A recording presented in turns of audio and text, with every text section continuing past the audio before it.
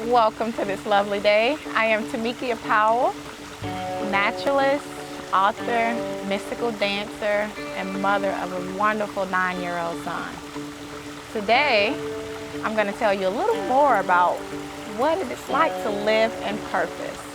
My inspiration for writing has been an outlet to express my creativity, get my thoughts out, share my poetry, and also find a way to share my story of my pain and hopefully using it to inspire so many other people who may have suffered some of the same traumas. So I have been writing all my life since I can remember. I remember as a child, instead of playing with dolls and things like that, my sister and I, we played school teacher and student. And I always loved grading papers. I've been writing professionally for about 3 years now, including poetry, short stories, and now I get the opportunity to write my own books. Some of my other talents include dancing, shamanic, tantric, African dance, spiritual dance, gardening, hosting events for sweat lodges, purification of the mind, body, and soul, and just any sort of community work or give back that I can participate in. My first self-published book is titled, I Married My Rapist, So What? And yes, it's a true story, and it doesn't necessarily focus on the experience of the rape, but of the decision that I made to take control of my life and begin living anew, not in a victimized state. Also in the book, I include the opportunity for each reader to begin writing their own story, which is so powerful to me because I didn't think that I could do it. I was shameful. I was going through this stage of guilt. What will people think? How could I do something so stupid and so foolish? But the truth of the matter is, I needed to write it so that it could free me. I needed to be a new person.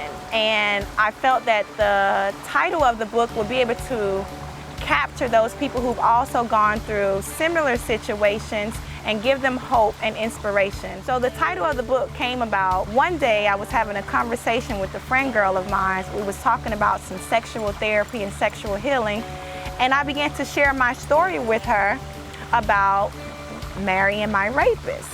And light bulb went off. I was like, wow, I love to write. I want to get my story out. I want to be able to inspire other people, so this would be the perfect opportunity to do so. So here we have it.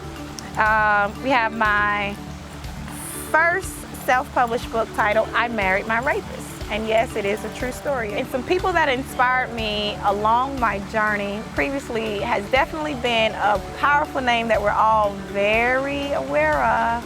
And her name is Oprah Winfrey, Queen Latifah, Tyra Banks, and a host of other African-American females who are definitely in a state of empowerment, leadership, and giving back to the community. But Oprah was definitely number one because she has a very similar story, and she didn't allow it to hold her back. And we know that she's a very prominent person right now in this time because of her bravery and her courage to share her story and to move past it. I remember riding down the road one day, traveling back from Florida with my son, and I heard this radio interview about this missus who had a very similar story about being with her rapist.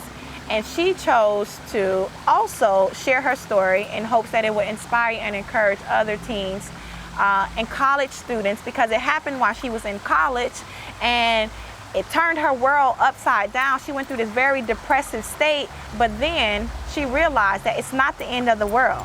I don't have to continuously live in this situation and allowing it to affect my future. So I'm gonna do something about it.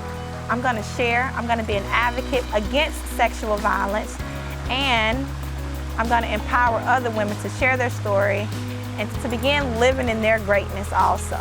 So here we have it. In the next upcoming year, with my first self-published book, I Married My Rapist, So What? I have some big plans going on, and one of them, majorly, is to get in touch with you. To begin encouraging you and motivating you that you don't have to live in your victimized mind state, that you can also begin living in your greatness and living in your purpose, and that your past experiences don't have to be your future ones. And not only that, I will also show you how you can write your own book, what to include in it, how to publish it, and how you can go about distributing it. And that leads to my second book, which is 3 key components to living in abundance. I think that's pretty cool because you should be living in your abundance as well too.